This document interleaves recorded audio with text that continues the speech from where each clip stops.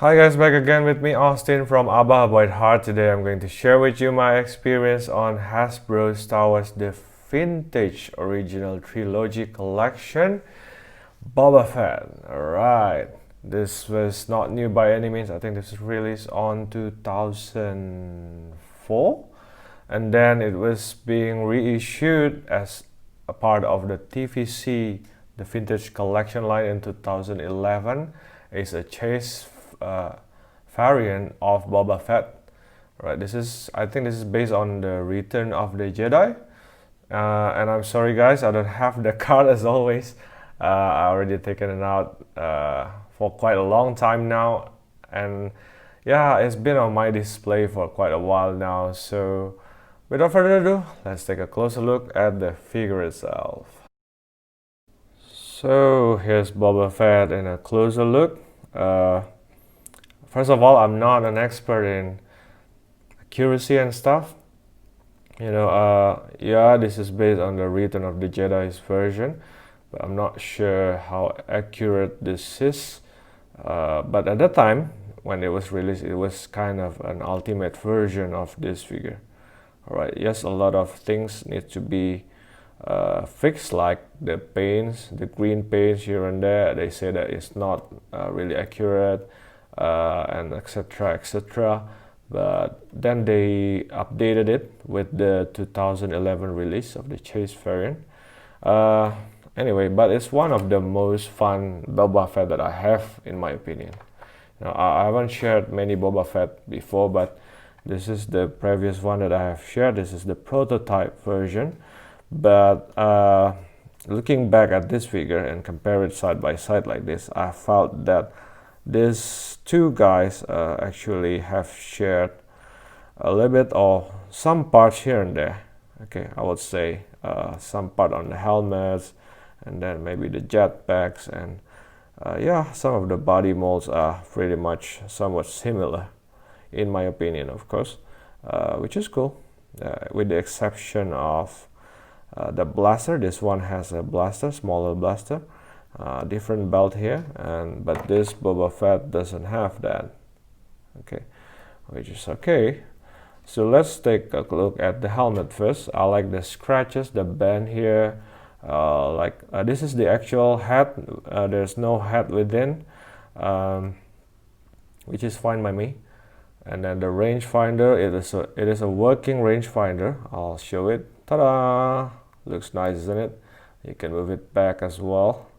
Right, so it's a good kind of accessories. And then the armor here, we have Wookiee braids, which are not removable. It's kind of molded to this part of the armor, right, to the upper part of the armor here. And then I like the scratches, the little details. Now one thing to note is that if you see the uniform part, which is supposed to be kind of grayish white, bone white, there is yellowish, okay, which is also can be seen on some part of his butt here. Around his butt, it's kind of yellowish greenish. So I'm not sure whether this was there even before, from the package, or is it because of yellowing plastic disease syndrome, which sometimes we have. So I'm not sure, guys. I'm sorry about that, but I don't mind. Why? Because it gives kind of weathered look to him. Of course, if I want to repaint it some days to look something like the arms here, that's fine also, but probably in the future. I like the shoulder pads here, as you can see with the scratches, and we have, I think it's a little decal with his symbol, which is cool and quite detailed. This one nothing much. At the back we have the peg hole for the jetpack. We have the belts, which is nice, a bit of details on the belt there. The pockets, the side pockets with the wrinkles, the pockets at the front of the belt. Now let's see at the gauntlets here, which is very cool. I think this is one of my favorite part from Boba Fett. Also, he has a lot of gadgets here, which is nice with all the scratches, and this, I'm not sure, is it the flamethrower? Cool. And then he also has some sort of gauntlet on the right, but with nice molds and nice scratches here and there. But one thing to note is that it is attached to this some sort of rubbery cables. Okay, yes, it is rubbery, but it's not that elastic in my opinion. Right, so be careful with it. It is attached to this part, which is also articulated. Well, I'll show it in the articulation later. But if you want to straighten this arm, just to show you, this part kind of it puts attention to this cable, so be careful with it. You don't want to break it right in the long run, so I think the best position is to kind of bend his arm a little bit and then kind of tweak the position of the gauntlet versus this strap, the white straps, the cream straps here on the arms, to find the perfect position just to ease the tension. All right, and then yeah, a little bit more pockets here. Is it a pocket? I think so. It's not his pen, isn't it? And then his knee pads and his boots. I think he has some sort of shin guard or something. And then his shoes, which is interesting. Right, no peg holes down there. Is that supposed to be peg holes? But it's not that deep though. Right, the palm on the right is supposed to be a trigger palm with the trigger finger there.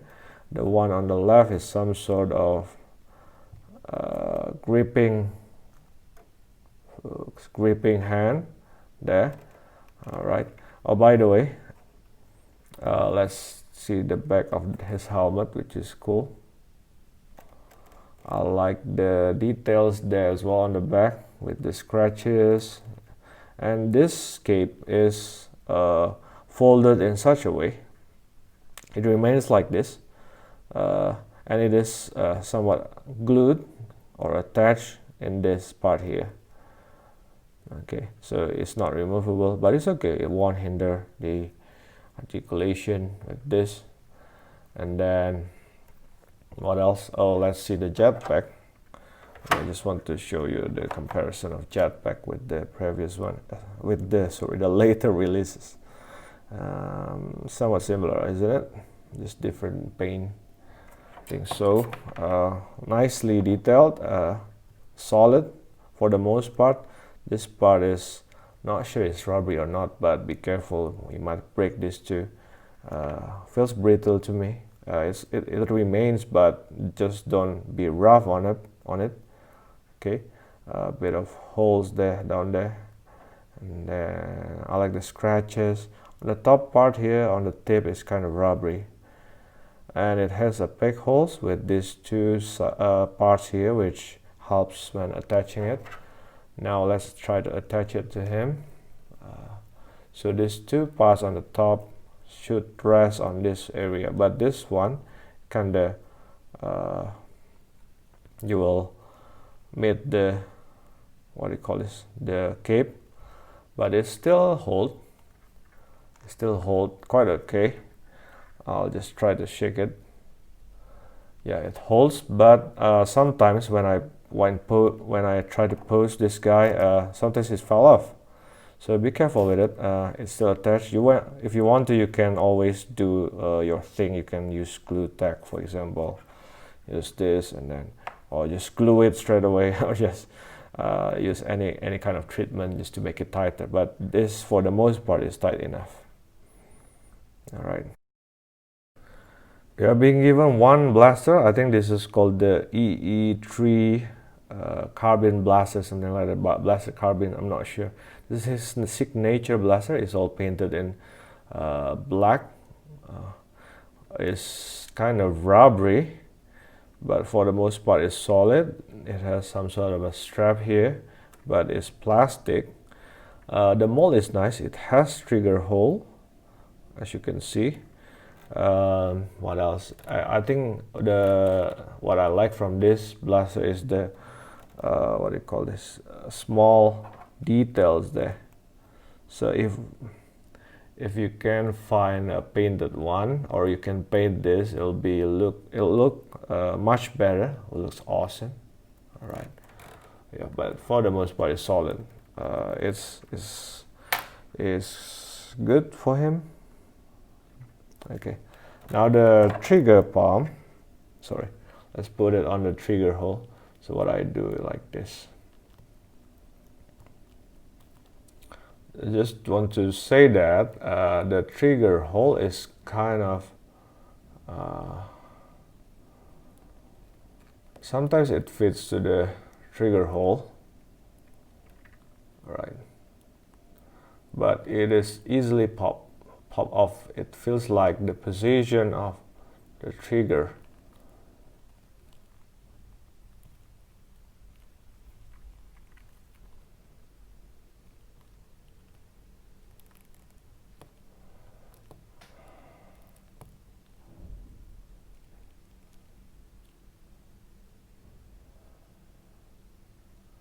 All right.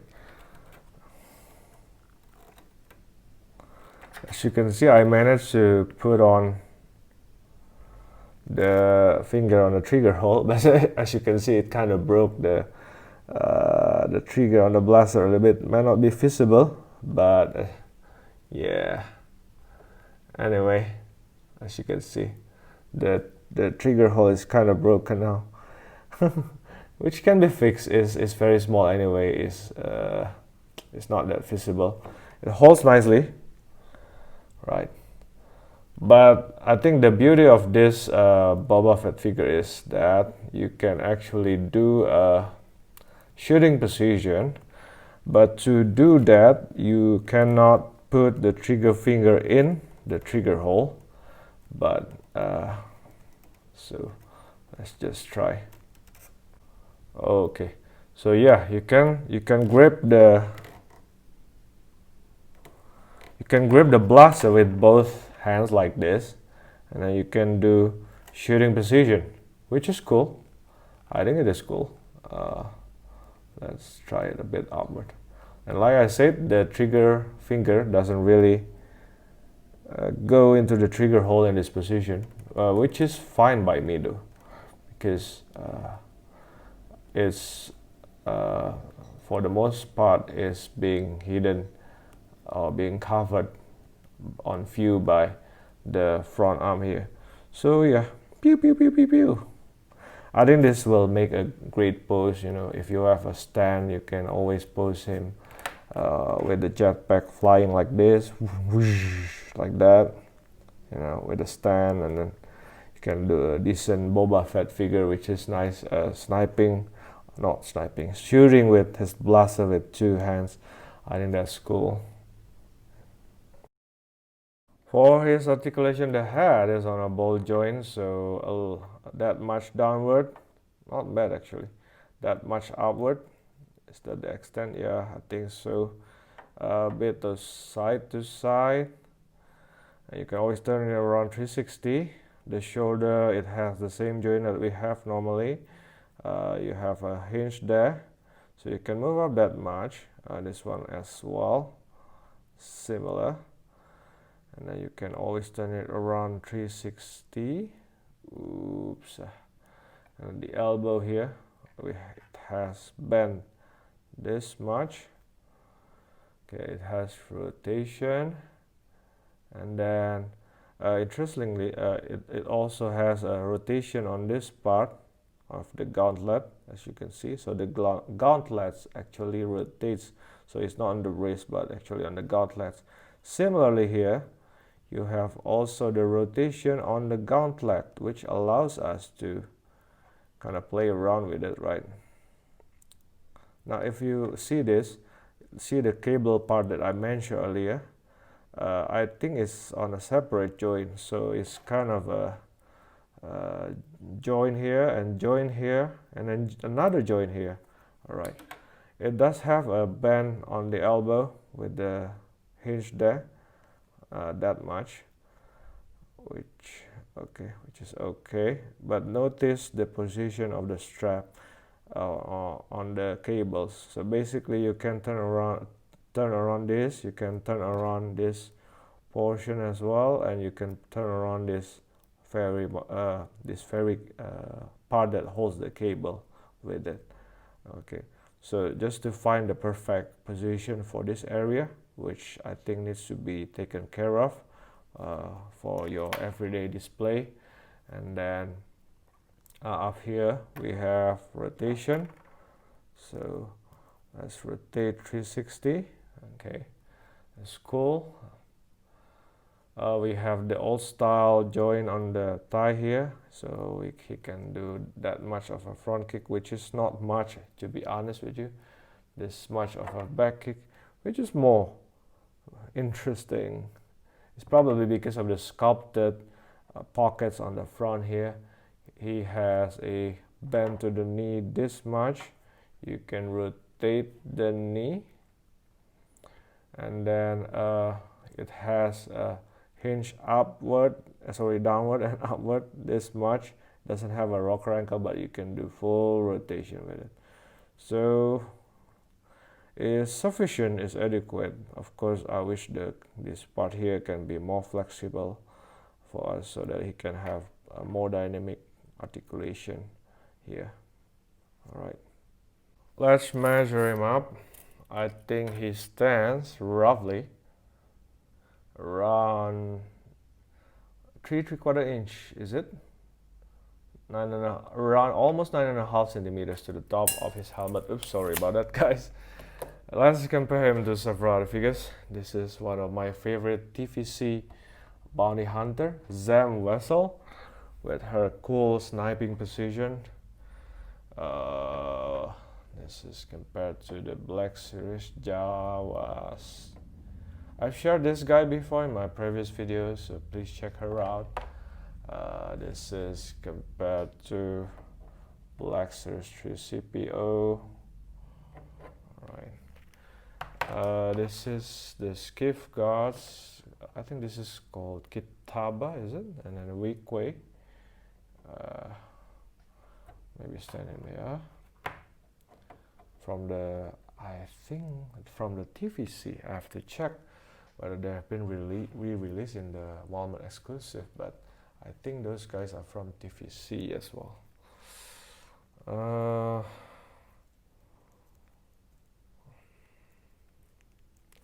This is compared to Darth Vader.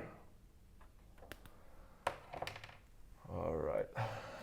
This is Bomb Vimdin, the Cantina Patron. This is Han Solo. This is the Ender, the trench coat version. If you're wondering where the trench coat is, this is the VOTC Han Solo. I was just messing around before this. I would love to look the trench coat on him. As you can see, I don't know. No word to express that. This is Rey. Okay. Then this is the TVC Bespin Han that I shared already. And this is the Walmart exclusive Lando. Let's see, what do we have again here? This the older Han.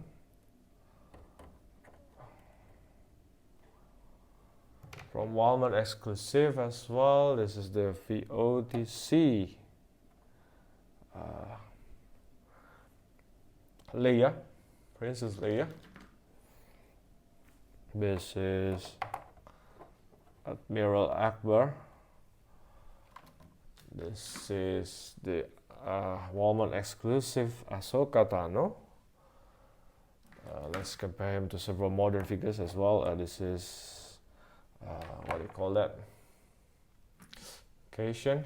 Now I realize why the modern figures are slightly supposed to be taller than the older one is because they added this rotation up here. It's probably because of that, I think. And that explains why these characters like Jin, which is supposed to be shorter, became taller. Right, this is a Hot Rebel Trooper. This is the lightsaber construction look, which is from the Black Series Walmart exclusive. Okay, that's nice. This is also a modern figure, Death Trooper from Rogue One, one of my favorite Star Wars movie. I may be biased. This is the FOTC mold, but released on Walmart exclusive Chewbacca. This is the Black Series mold Chewbacca. This is compared to a G.I. Joe from another figure line, the same company. Let's see, I have Professor X as my reference as always for Marvel Universe line. And then of course this is side by side with Bob, one of my favorite figure line, Acid Rain. Alright, so, oh by the way, this is beside the prototype armor, which is cool. I like the prototype armor, really nice, fun figure. Alright, so for the most part it's a very fun figure. You can do cool flying position with shooting position. Be careful with this, with the cables on the arms, as always. He has that too. Yeah, for the most part this is one of the fun, I said one of my fun, most fun Boba Fett to play with. It has adequate articulation. I think I like the gauntlet on the left here. That's my favorite part. I like shooting position. The jetpack, okay. The range finder is working. That's nice. But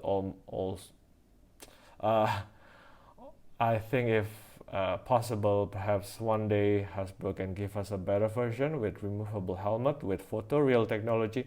That will be awesome. Okay, with updated articulation on the whole body.